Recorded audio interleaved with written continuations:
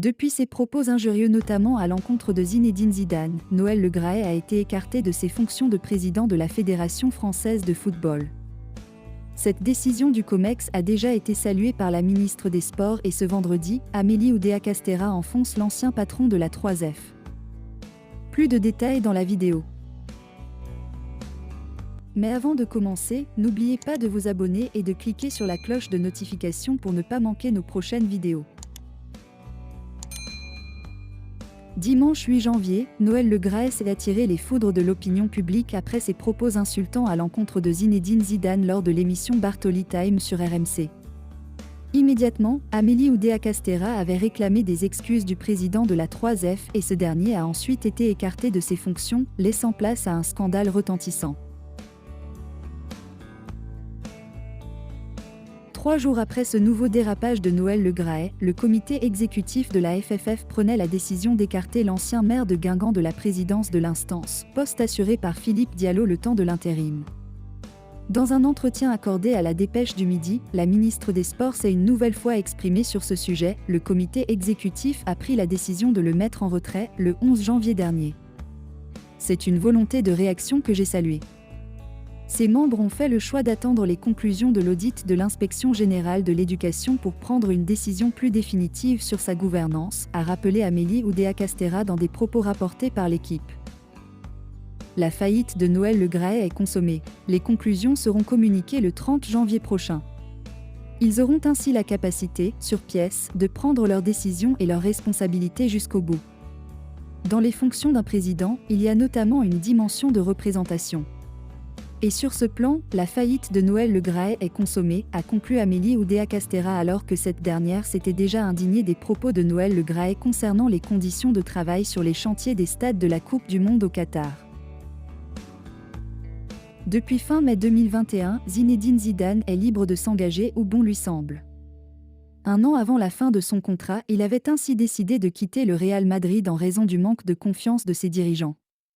Une décision qui avait surpris en Espagne, où le Français possède une aura et un respect énorme. 20 mois plus tard, Zizou n'a pas retrouvé de poste. S'il a bien profité d'une année sabbatique, il est désormais en recherche active et a manqué son principal objectif, celui de prendre les commandes de l'équipe de France. Zidane au PSG, le bon moment. Son nom est désormais murmuré dans plusieurs clubs. Au Real Madrid encore une fois, si jamais la saison ne se déroulait pas comme prévu pour Carlo Ancelotti, qui fait rêver la sélection du Brésil. À la Juventus, qui ne parvient pas à redevenir un grand d'Europe avec le deuxième passage de Massimiliano Allegri. Au PSG, qui en rêve depuis des années et pourrait se dire que cet été, ce sera l'occasion ou jamais vu que les planètes pourraient être alignées. Et désormais à l'OM.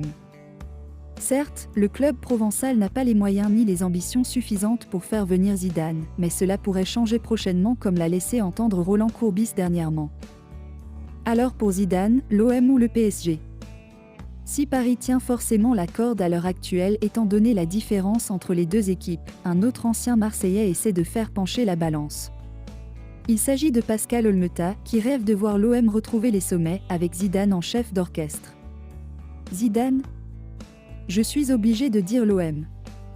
Et je t'explique pourquoi. D'abord, le PSG, ce n'est pas possible. Paris, je n'aime pas, donc on oublie.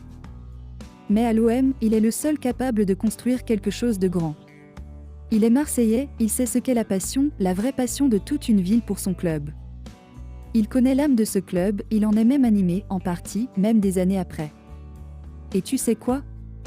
J'aimerais tellement que les jeunes générations puissent revivre ce qu'on a vécu nous. Je leur souhaite tellement de pouvoir goûter à ça, à ce bonheur immense, unique. Ces jeunes qui aiment l'OM, ils le méritent tous. Et je pense que Zidane est la personne à pouvoir construire un projet pour y parvenir. C'est un exemple, et ce n'est qu'un avis, mais je pense qu'il a plus envie d'aller à l'OM que de prendre un club en Angleterre. Après, est-ce qu'il dira oui à Marseille si on lui propose, c'est une toute autre histoire. A livré l'ancien gardien au Disport. Une confidence certes utopique à l'heure actuelle, mais qui en dit long sur le rêve que provoque l'évocation simple du nom de Zidane pour les supporters marseillais. Et ce que cela représenterait pour une ville entière qui a toujours regretté le fait que le numéro 10 des Bleus n'ait jamais joué une seconde sous le maillot olympien.